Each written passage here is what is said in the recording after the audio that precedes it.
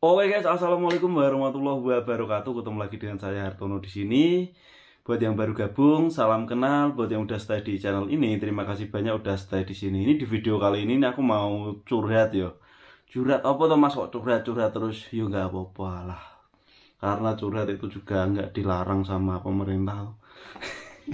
Yo guys, aku mau curhat mengenai kerasnya kehidupan di desa.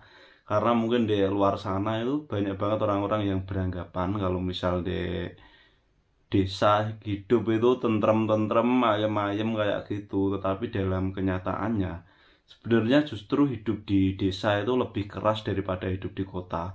Makanya di Korea sini ini nggak dipungkiri banyak banget orang yang betah berlama-lama, bahkan sampai lupa nggak pulang ke kampung ya karena merasa nyaman, hidupnya tenang kayak gitu. Lu mosok Mas? Iya, karena di sini tuh nggak ada kayak orang yang mengomentari hidupnya orang lain, itu nggak ada orang yang ikut campur mengenai kehidupannya, itu nggak ada. Beda sekali sama kehidupan di desa yang banyak sekali orang itu yang ngurusi urepe wong liya seperti itu, guys. Jadi kita kasih contoh yang simpel yo. Ini pasti semua CTKI itu ngalami yang proses mau ke Korea kan awal-awal pasti belajar tuh kalau misal tetangga tahu itu pasti tetangga itu ada aja yang nanya katanya mau ke Korea kok nggak mangkat ya katanya mau ke Korea ini udah 4 bulan atau berapa kok nggak berangkat terus ada yang nanya lagi lu situ di Korea enggak jadi main Korea wis setahun ra mangkat-mangkat terus Allah meneh lu wis 2 tahun ra budal jadi ki apa nak Korea apa neng ndi ngono. Mending like, misal gitu bahkan ada beberapa temen itu yang ditanyain jadi WKP proses nak Pluto apa piye kok 2 tahun punjul gak mangkat-mangkat. Nah, seperti itulah. Padahal mereka itu tidak tahu seperti apa sebenarnya proses ke Korea.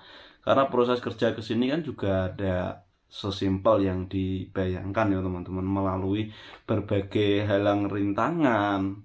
Tetapi ya begitulah kehidupan di desa guys. Misal kita terlalu mendengarkan dan dimasukkan ke hati yo sakit hati tok. Karena sebenarnya itu yo lebih ke apa yo rasa kepedulian sih tak pikir begitu. Karena kalau misal nggak peduli itu orang-orang ya cuek dinengke malah seperti itu.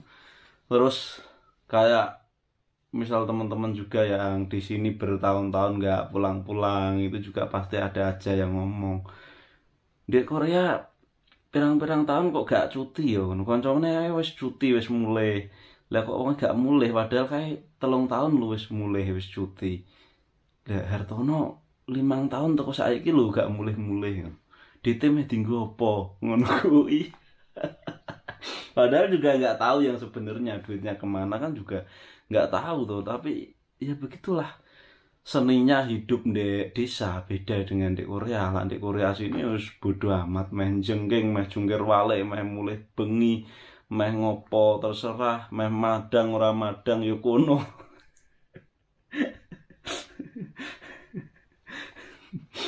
Flashback yo sejak kecil sebenarnya aku juga udah sering banget mendengar bahkan sejak aku masih di gendongan ibuku dan aku masih kecil itu di kampung ini sering banget ada gesekan-gesekan yo karena sebenarnya sih lebih ke karena rasan-rasan guys rasan-rasan ngurusi urepe wong liya ada juga yang suka adu domba seperti itu aku berharap sih untuk saat ini di kampung udah nggak ada hal-hal yang seperti itu yo zaman dulu juga banyak banget bahkan pas arisan juga aku inget banget itu ya itu ada duit hilang maksudnya meskipun udah bayar itu dituduh belum bayar aku ingat makku itu sampai nangis karena dituduh gak bayar padahal itu udah bayar aku jadi saksinya aku ngelihat makku itu udah bayar udah ngasih duit dan itu dituduh gak bayar loh guys seperti itu bangetan yang gak bayar siapa juga ngerti tetapi like, misalnya hal-hal yang gak jujur itu ya bukan cuma no kampung tok guys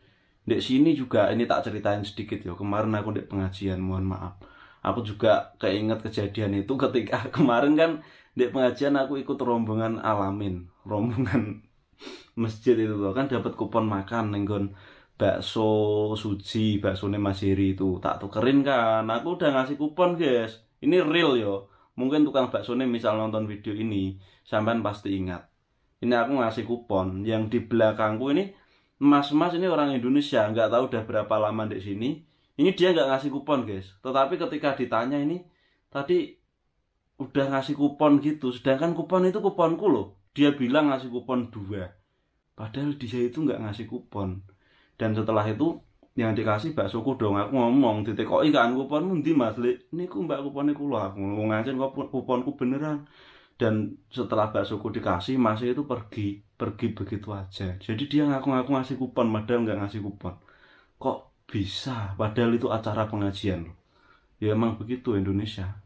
Kenyataan orang pinter di Indonesia banyak, tetapi stok orang jujur semakin berkurang. Rodok miris ya Indonesia. Aku kemarin juga ngerasa miris gimana gitu. Tapi gimana lagi sih?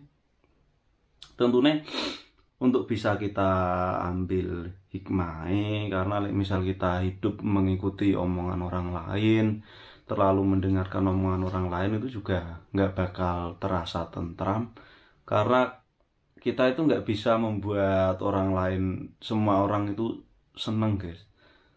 Karena apa? Kita juga nggak bisa menyukai semua orang, loh. Seperti itu sebaliknya. Jadi tak kasih contoh gini, perumpamaan ini pernah dengar cerita ini kan teman-teman. Ada 2 orang ini, bapak dan anak ini naik kuda dalam sebuah perjalanan itu dilokkan sama orang. Loh, jaran siji ditumpaki wong loro gak dimesakne. Ya wes karena dilokkan begitu, bapaknya turun, anaknya tok yang di dhuwur jaran ini terus dituntun. Terus ada lagi yang bilang gini, "Loh, anaknya numpak jaran bapaknya kok dikon nuntun, anaknya iki gak ndek sopan, gak ndek mesakne bapaknya." Wes akhirnya anaknya turun, jaran itu di kuda itu dituntun berdua. Terus ada lagi yang ngomong, "Loh, ono jaran bukannya ditumpaki kok malah dituntun wong loro, bodoh banget." Nah, seperti itu. Kalau kita menuruti omongan orang lain itu nggak pernah ada habisnya. Jadi saran dariku sih lebih baik kita hidup sesuai proporsi kita, jalani apa yang ingin kita jalani. Yang paling penting itu, nggak misal ada yang bicara ya didengarkan aja, nggak usah terlalu dipikir teman-teman. Selama kita tidak minta makan sama mereka, selama kita tidak merugikan, selama kita tidak melanggar norma-norma dan hukum, nggak masalah. Karena sebenarnya misal kita ambil hikmahnya, hidup di kampung itu juga ada hikmahnya. Karena adanya orang-orang yang seperti itu, kita hidup di kampung itu ada sanksi sosial. Kayak misal kita mendem-mendem sembarangan, itu pasti kan jadi bahan rasan-rasan, bahan omongan, dan kita takut untuk mendem-mendem. Mungkin kalau misal kita bawa pulang cewek apa-apa yo, atau iyo cewek main gitu, otomatis kan jadi omongan tetangga juga. Kita menjadi berpikir segi positifnya itu, kita menghindari hal-hal maksiat seperti itu. Terus misal koyo awake dhewe pulang malam-malam atau apa, itu kan juga udah sungkan sendiri karena hidup di kampung seperti itu. Itu sisi positifnya. Jadi buat teman-teman semuanya, pokoknya tetap semangat. Yang baru proses diomong tetangga itu ya wis dijawab sing apik-apik. Wah, kudu sabar bude apa piye. Mengko bude lek ngono, intinya seperti itu. Udah jangan diambil hati, jangan sakit hati. Karena terkadang juga gini sih, bener sih, di Indonesia itu ada orang yang suka orang lain susah, susah orang lain senang, ngono kuwi. SOS dan ini. Dan itu nyata guys. Aku berharap sih sekarang udah nggak ada. Lah di kampungku sih koyo ono nggak ya? Nggak ada. Kampungku sekarang udah tentram. Alhamdulillah sih. Tentunya hal-hal seperti itu juga yang membuat teman-teman yo termotivasi, termasuk aku sendiri juga termotivasi di Korea sini untuk berubah menjadi lebih baik. Misal kita nganggur kan juga pasti nanti ada tetangga, nanti kok anaknya nganggur, Jan orang mikir belas wis gedene semono. Iya kan. Jadi ya wis, pokoknya jangan fokus untuk mikir omongan orang lain, lebih baik kita fokus untuk memperbaiki diri kita untuk menjadi yang lebih baik dari sebelumnya, gitu aja.